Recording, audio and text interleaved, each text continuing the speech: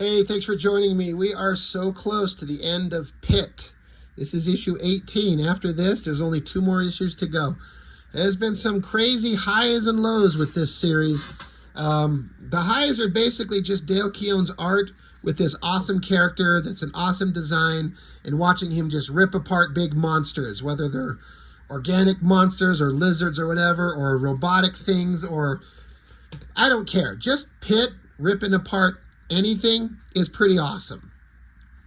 But then the story's kind of gone in all these weird places. I've talked about this the last several issues, where I kind of just started to wonder if Dale Keown really had any idea of where he wanted this comic series to go, like what his ultimate goal was in the long term. And I just kind of feel like he didn't have an idea, and he brought on another writer, and they're trying to do some other stuff.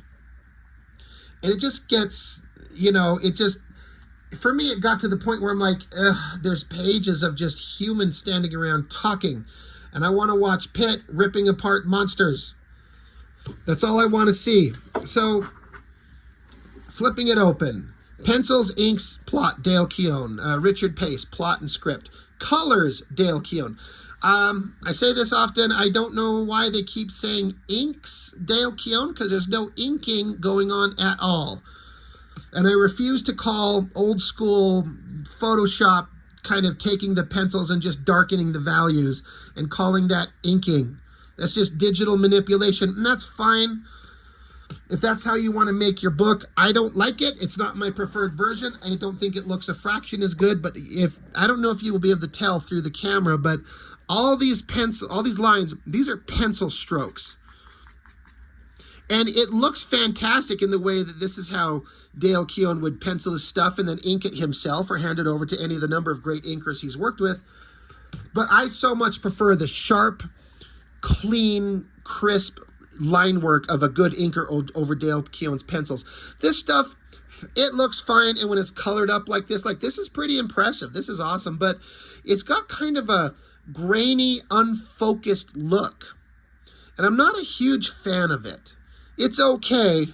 It's better than a lot of other people's stuff, but I just prefer inks. But I wish they'd just not say inks, because there's no inking anywhere. Giant picture of PITT's face. All right, hell yeah.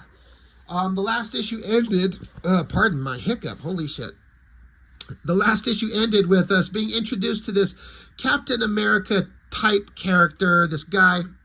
He was from World War II. He fought in the war.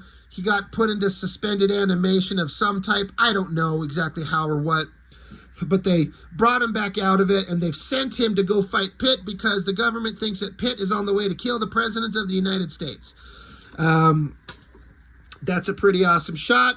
It's quintessential everything that's awesome that Dale Keown can do. The coloring is pretty good, and if Dale Keown's doing this, the coloring, like with the highlights and everything on the muscles, that's awesome. This looks good, but it has that grainy, unfocused style that, again, I don't think it probably translates through the camera, what you're seeing here, but to my eye, it looks, I don't know how else to say it except what I did, grainy and out of focus. But PITT's gonna fight this big Captain America monster guy. Okay, and then, all right. I mean, we got to have some kind of story. So we got humans of various types, the superhumans that are kind of on PITT's side, and soldiers and espionage and all this type of, I'm so not interested in any of this. This is the problem. None of this stuff is interesting, unfortunately, to me. I know they're trying to write a story, but it's just not there. We are getting back to the situation that happened in, I think it was the last issue. It has to be, because I don't think they haven't progressed anywhere, where that werewolf lady that we were introduced to forever ago, she's just this hot naked girl that turns into a giant werewolf creature. She was chasing down Timmy. Now, if you remember how the PITT comic started, Timmy was just this cute 10-year-old boy.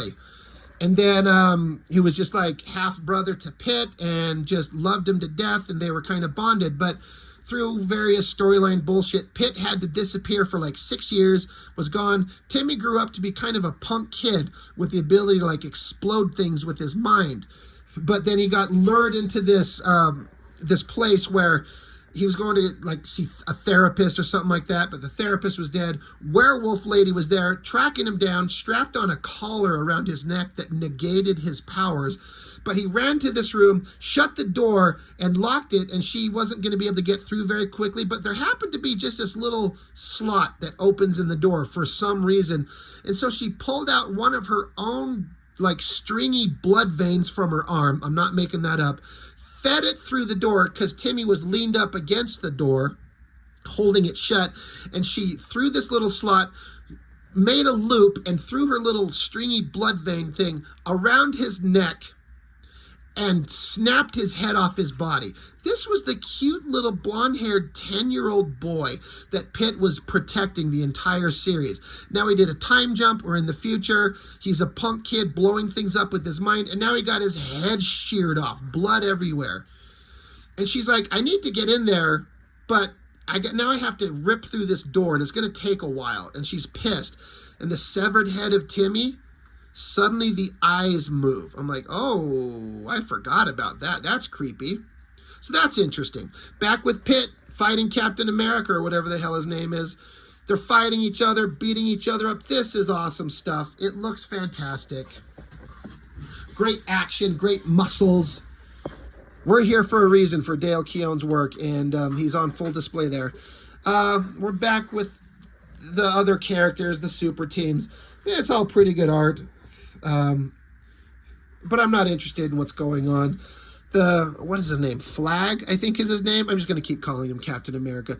Blasting at PITT, hitting him. You know, they're damaging each other pretty well. PITT punches the guy, sending him flying into some vehicle. So this Captain America dude is pretty damn tough. And I appreciate that. He'd have to be. This is like Hulk versus Captain America. More storylines with the humans. It's all kind of a conspiracy. They're worried about, again, the president of the United States being assassinated and worried about the characters coming to get them. This is all a bunch of boredom as compared to what I want to see. I'm not particularly interested in sticking with it. I just ripped my comic. Oh, well. So Werewolf Girl, she turned into a wolf. She's ripping the door down, and as she rips it apart, she slowly turns back into human as she watches Timmy's head rise up off the ground, evil look on his eyes, and then an explosion. Boom. I was like, holy shit. I forgot that any of this happened. But meanwhile, they've been showing there's this satellite in space, like a space laser. And it's trained down on top of PITT and the Captain America and this other soldier guy who's been there since a few issues ago as well.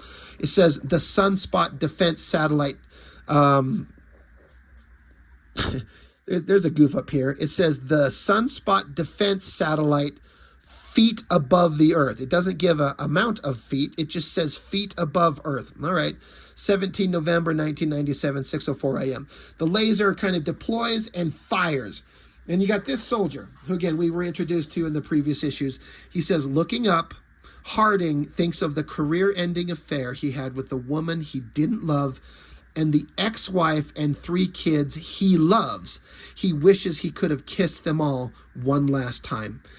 PITT says, looking up, PITT regrets not killing the soldier when they first started this fight. He'd missed fighting an honorable opponent so much he dragged out the duel. Looking up, Curtis wonders why they didn't tell him about this, and then he wonders no more.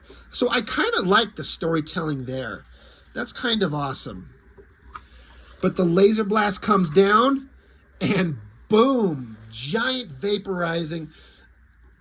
Jung, I've been an advocate often that we don't need fucking sound effects sometimes, and I think that just distracts from everything. It's dumb. Jung, that's dumb. I don't need that. The rest of it looks just really good on its own. So now there's a giant smoking crater where the battle was. God, I feel like the crater should be even bigger than the way they're portraying it with these cars, just to kind of give a sense of scale. But there's news reporting going on. What happened? What was it? Back with the humans. I mean, you even got President Clinton. They got guys tied up. They're like, they thought you were going to be assassinated. And, the president's like, I feel like I'm being hunted by a psychic, like it's still in my head. So I don't know why we wanted to have a presidential assassination storyline in the comic. I mean, it's fine. It's something that to kind of get the American government big time chasing down your butt to track you down. But they felt like Pitt was going to do that, and so they shot him with the space laser. And so they look and see that amidst the burned, scorched earth, Pitt is still alive. Like he's burned all, like the outer layer of his skin is there. This is just down to his muscles. That shot looks awesome. And they're like, well, yeah, that didn't work. What are you going to do now? So they're like trying to figure out what their next plan is going to be. What are we going to do? And so they know that the monster's coming. So they're like, well, what if we just went and tried to talk to him? So this is something that was established. It was either the beginning of last issue or the one before. I think it was the last one, where the president's out in front of the White House lawn. Pitt shows up, and the president's like, you've come to kill me, haven't you? And he's like, yes. And so the president says, can we talk about this? Perhaps find a peaceful solution? And Pitt's like, no. And then just kills him. He's dead. This stuff all looks fantastic. This is the stuff we're here for. Fantastic art. And then a ship comes down, and they're like, oh, shit, Pitt killed the president. This is bad. Holy crap.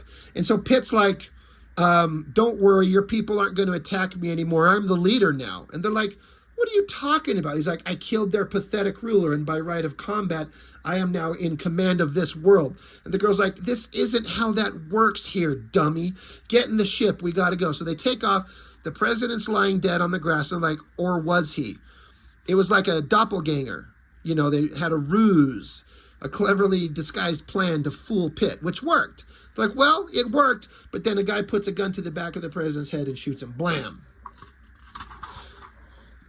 And so now there's a news report going on about how the president was assassinated. It was this giant monster, and they don't know where he's at. And somebody's got to find this giant monster to, avenge the assassinated president. And Timmy, he got out. He's away. I guess he put his head back on, and he's fine. He's evil, and he says, I can find him. Like, okay, well, that's what's happening in this book. It's the basic stories, like, okay, I get it. I get why they're going to be sending like the entire American military after the giant monster who's the star of the book, and Timmy, whatever, why he became evil, and now he's a punk 16-year-old kid. I get it. It's kind of fun. I like how Dale Keown also goes out of his way to print some fan art. Sorry, I was reading some of this stuff here. He prints a bunch of fan art, and he prints a lot of it. Like, he goes out of his way to have a whole bunch of art. Some of it's pretty good. Some of it's a little, not as advanced as others, but everyone's like excited and inspired and throwing their work out there. And look, it just keeps going. Lots of great fan art. I appreciate that Dale Keown prioritizes this. This is connecting to his fans, probably helping to soften the blow that like vast swaths of time happen in between each of these issues. But it is what it is. Lots of art, more art. And then we get Pitt, issue 19. Now it really gets messy. So, not much to say. It's just all kind of basic. But issue 18 of Pitt, there's only 2 more. And then we're done with Dale Keown's Pitt. And honestly, probably done with anything Dale Keown, because I didn't really collect any of his Hulk run, really. So I have nothing else. I thought that I heard somebody say that he's coming back to draw more, like a new run. Maybe. If he does, I'll be first in line to pick it up. I'll give it a shot for sure. I want to see it. Anyway, that's it. Issue 18. When was this printed? What year was this? This is 98. So, good times. So that's all I got for Pitt issue 18. And thanks for watching. I appreciate it. See you on the next one.